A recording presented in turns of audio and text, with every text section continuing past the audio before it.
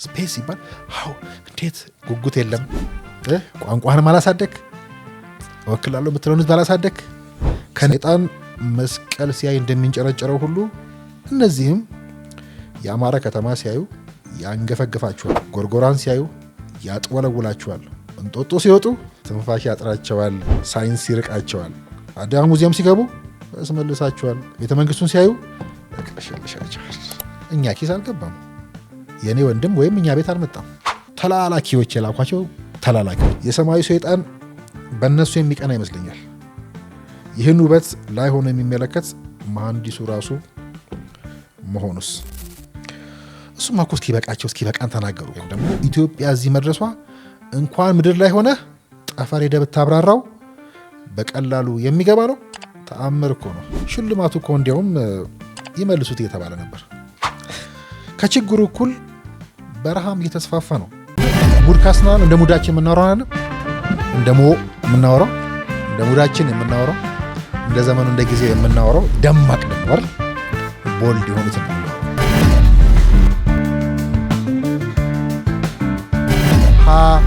ከድህነቱ የከፋው ድህነት ሀብታችን አለማወቅ የምንለው በተለይ የሚዲያ ጉዳዮቻችን እዚህ ሀገር ያለው ፖለቲካ ሚዲያ ላይ የሚካሄድ ነው። በተለይ ደግሞ አሁን የምንገናኝበት ይሄ ዲጂታል ሚዲያው ላይ ያለ ጦርነት ነው። ጠቅላይ ሚኒስትሩ ጠፈር ሊጓዙ ነው። እሰይ ጠቅላይ ሚኒስትሩ ወደ ህዋ ሊጓዙ ነው አሉ። አልሰማሁም ወይ ደግሞ አላቅም ብሎ መለሰ። እውነት ቢሆንስ አልኩት። ቢሆን ደስ ይለኛል። ለምን? በሁሉም ነገር አንደኛ ሲሆኑ አገሬም አንደኛ ስትሆን እኮራለሁ። የዜግነት ጥያቄ ነው። የሀገር ፍቅር ጉዳይ ነው። ከዚህ ሁሉ በላይ የቀጣዩ ዘመን ፍልሚያ ቁልፍ ማሸነፊያም ወዘተ ስለሆነ ሀገር ፍቅር አለኝ። የኖቤል የሰላም ሽልማትን የተቀዳጁ ጊዜ አልኮራህምን? ትዝ አይለኝም። እንግዲህ የፖለቲካችንን ባህል አይደል ሙግታችን ሲፈልጉት ትዝ አይለኝም ማለት ኖቤል ከሀገር ጋር ጠብ ስትገጥም እንደዚህ ነው። እኔ ደስ ብሎኛል። ሲበዛ ኮርቼም ነበር። ኢትዮጵያዊ ስለሆንኩ እሳቸውም የኢትዮጵያ መሪ ስለሆኑ ሽልማቱ እኮ እንዲያውም ይመልሱት እየተባለ ነበር። እርግጥ ምኞታቸው አልተሳካም። በምድር ባይሳካም ጠፈር ላይ ሆነው ስለ ሰላም አስፈላጊነት ለዓለም ሕዝብ ሁሉ ቢናገሩ ሌላ አዲስ ኩራት ይመስለኛል አልኩት። መናገር ምን ዋጋ አለው? ንግግር ሰላም አይሆን። ግን እኮ ሳትናገር ልትሰራ አትችልም አልኩት። መናገርማ ማንም ይናገራል አለ። እሳቸው ከጅምሩ መደመር ያስፈልጋል፣ ሰላም ያስፈልጋል ብለው እንደዛ ያሉ እኮ ነው ኢትዮጵያና ኤርትራ ያስማሙት። ምን ዋጋ አለው? ከሸፈ እኮ። ለምን እንደከሸፈ ለማሳየት እኮ ነው ወደ ጠፈር መጓዝ ያለባቸው።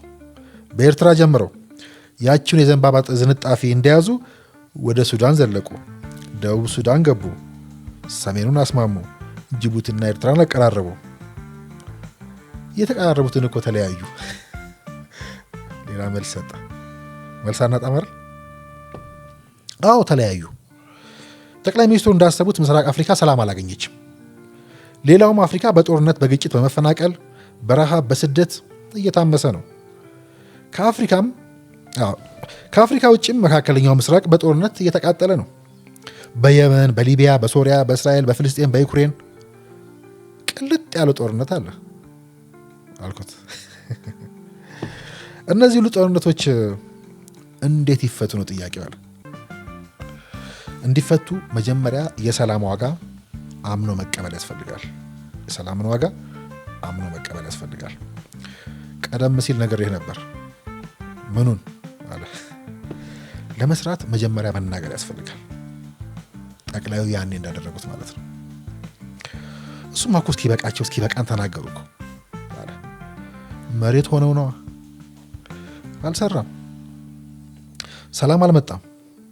እና ያን የተቀደሰ ጥሪ ከዚህ ሳይሆን ከላይ ከጠፈር ለምስራቅ አፍሪካ ሳይሆን ለመላው ዓለም ጮክ ብለው ማሰማት ይኖርባቸው ይሆናል። እንግዲህ ሙግት ነው ሂሬንት የነበሩ የወዳጆች ሙግት ምናምን ሲገለበጥ ማለት ነውና አንክደው ማለት እውነት መሬቱንም አይደል ምክንያታችንም ሰበባችንም ፈልጉት። ከሁሉም ግን የራሳችን ሰላም ጉዳይ ያስጨንቃል። አያስጨንቅም አለ። አዎ ያስጨንቃል። ጠፈር ላይ ሆነ ብታየው ግን ለኢትዮጵያ ታጨበጭባለህ እንጂ በኢትዮጵያ አታዝንም። ከፍ ብለህ ብታየው ማለት ነው። አልገባኝም አለ።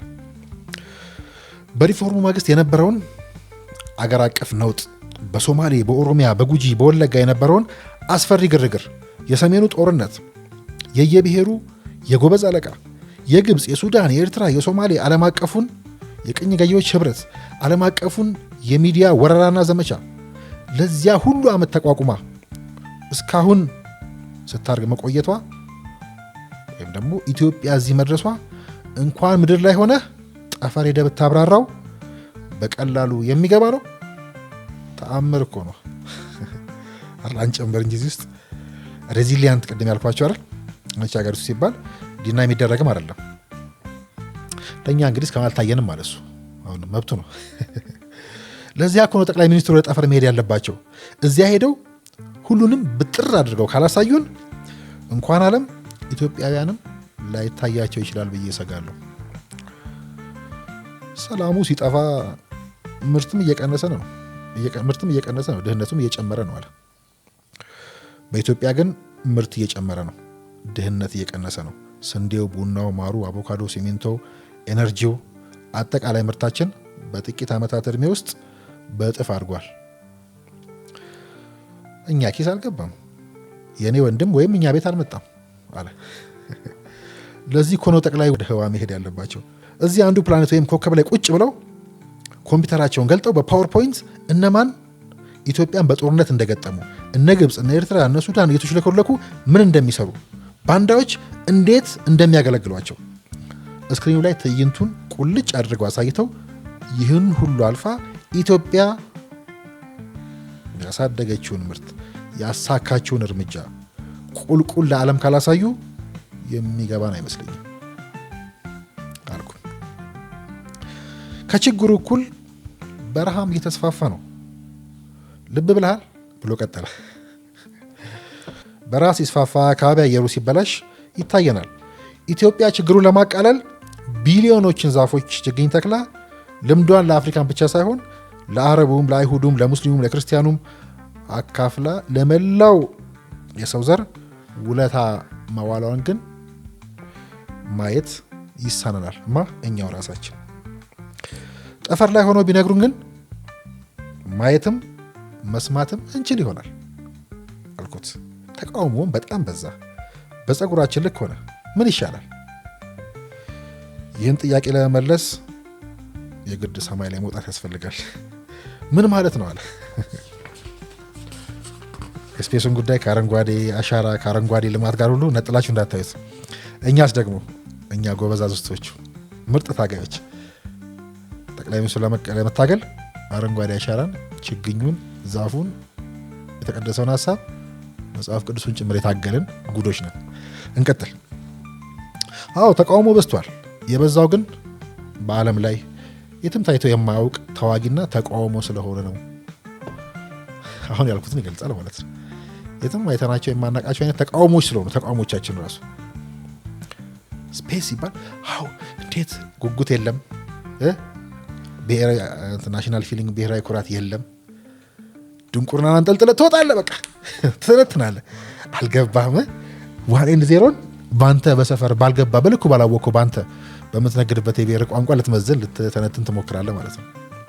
ቋንቋህን ማላሳደግ ወክላለሁ የምትለውን ህዝብ አላሳደግ ከነ ውሃ ጥሙ ጥተህ ትተህ አዲስ አበባ መጥተህ የታሸገ ውሃ እየሸጥክ ዊስኪ እየጠጣ አብይ ሲመጣ የታሸገ ውሃን ስንቅ አድርገህ ለራስህ ይዘህ ሄደህ ከነ ውሃ ጥሙ ህዝቡን የሚቀላቀሉ ጉዶች እነሱ የላኳቸው ማለት ነው። ተላላኪዎች የላኳቸው ተላላኪዎች ማለት ነው። ስፔስ ሲባል ግሪን ሌጋሲ ሲባል ትግል የምንገጥም ማለት ነው። አልገባኝም አለ። እንግዲህ እንዴት ይገባል? የያዝነውን ትግል ማለቱ ነው። አልገባኝም ማብራራት ይቻላል አለ። ተቃዋሚ ነው ስትለው ሽፍታ ይሆናል። ሽፍታ ነው ብለህ ስታባረረው ከበረሃ ወጥቶ ሰፈር ውስጥ የጎበዝ አለቃ ሆኖ ቁጭ ይላል።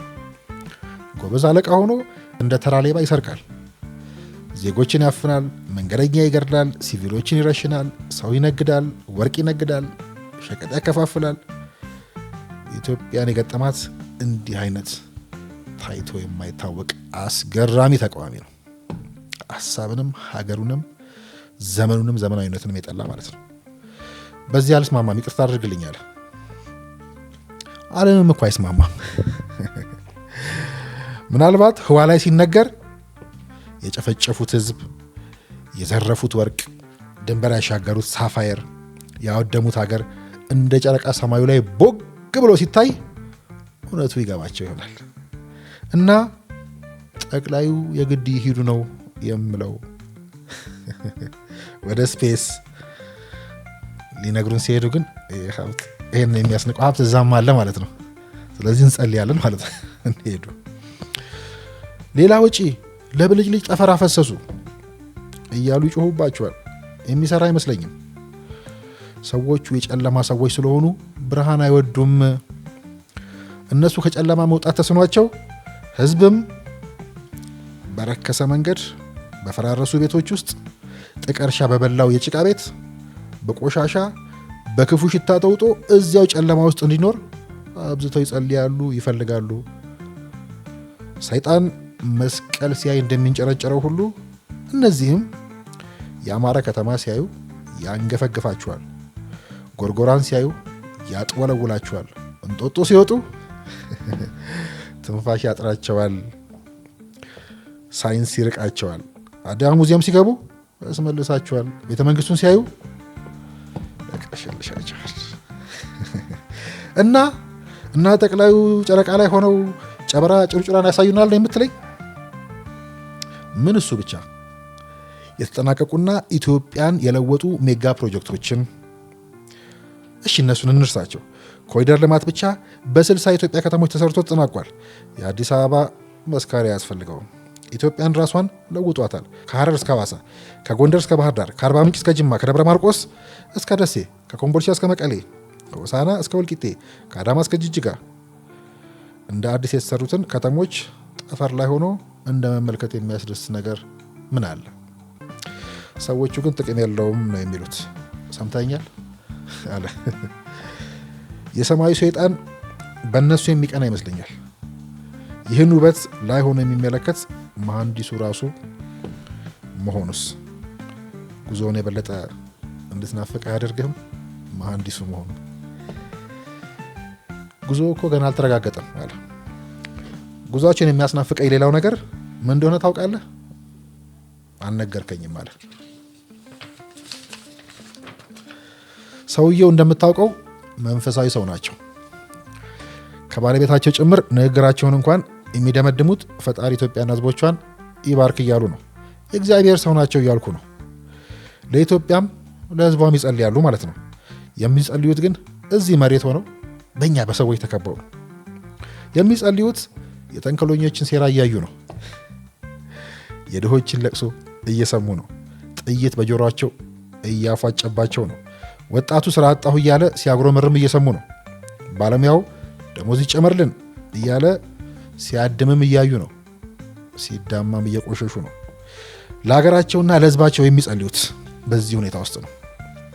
ይህ ሁሉ ብሶትና ጫጫታ የሌለበት ጸጥ ያለ ህዋ ውስጥ ሆነው ቢጸልዩስ ግን አምላክ ራሱ ቶሎ የሚሰማቸው ይመስለኛል። እና ይህን ለማሳየት ጠፈር ሂዱ ነው የምትለኝ? አይ ይሄዱ አላልኩም። እናሳ ከመሬት የማይታዩ ብዙ ድንቅ ስራዎች አሉ ነው የምለው። መሬት ላይ ብትናገራቸው በቀላሉ የማይገቡ ብዙ ድሎች፣ አያሌ ገድሎች አሉ ነው የምለው። ማለት አለ ሳይሰሩ ሳይደክሙ ሀብት ሳያፈሱ መሪዎች ሳይመሩ ተከታዮች ሳይንጫጩ ለውጥ ማምጣትና ኢትዮጵያን ማሻገር እንደማይቻል ለማስረዳትም ከመሬት ይልቅ ከጠፈር ይልቅ ከጠረፍ ይልቅ ጠፈር ይሻላል። ለምን? ምድር ላይ ሆነው የማይታያቸው ብዙ ሰዎች አሉ። እየቃዠ ነው ልበል? እየቃዠው አይደለም፣ እያለምኩ እየተመኘው ነው። ታዲያ ከሌሎቹ በምን ተሻልክ? የነሱ ቅዠት ነው። ያንተስ ብሩህ ህልም፣ ንጹህ ምኞት ጠቅላይ ሚኒስትሩ እንደተባለው ጠፈር እንደሄዱ አልማለሁ፣ እመኛለሁ። ሳያልሙ ሰማይ መውጣት ቀርቶ ኮረብታ ላይ መውጣትም አይቻልም። በምሳሌ ብታስረዳኝ አለ። ምሳሌውን እንደ ሃይማኖቱ እየቀያየረ መጥቀስ ቀጠለ። እንግዲህ ልዑል ሲዳርታ የሰዎችን ስቃይ ምንነት ለመረዳት በድሎት የሚኖርበትን የእናትና የአባቱን ቤት ጥሎ ተሰደደ። ህልሙ ቡዲዝምን ፈጠረ። ቡዲዝም ሚሊዮኖች የሚከተሉት ሃይማኖት ሆነ። እሺ ቀጥል አለ። እሺ መጽሐፍ ቅዱስን ዮሴፍ ልጥቀስልህ። የተወደደ ታላቅ መሪ ለመሆን አለመ። በባርነት ቢሸጥም ለእስር ቢዳረግም ህልሙን አሳክቶ ታላቅ መሪ ለመሆን ቻለ። አንድ ልጨምርልህ አልኩኝ፣ የመጨረሻ ይሁን አለ። ታላቁ እስክንድር ዓለምን ለማሸነፍ አለመ። በ30 ዓመቱ ህልሙን አሳክቶ ከግሪክ እስከ ህንድ የሚደርስ በታሪክ ትልቁን ኢምፓየር ፈጥሮ መግዛት ቻለ። እና ጠቅላይ ሚኒስትሩ ወደ ጠፈር ሊሄዱ ነው አለ። ቢሄዱ ሰየው ላለሁ፣ እንዲሄዱ አልማለሁ። ቢሳካላቸው እንደ ኢትዮጵያዊ እኮራለሁ አልኩት። ባይሳካ ሳለኝ ሌላ ህልም እናልማለን።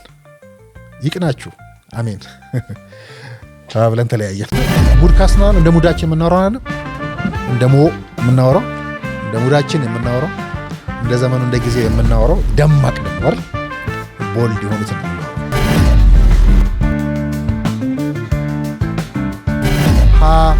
ከድህነቱ የከፋው ድህነት ሀብታችን አለማወቅ የምንለው በተለይ የሚዲያ ጉዳዮቻችን እዚህ ሀገር ያለው ፖለቲካ ሚዲያ ላይ የሚካሄድ ነው። በተለይ ደግሞ አሁን የምንገናኝበት ይሄ ዲጂታል ሚዲያው ላይ ያለ ጦርነት ነው።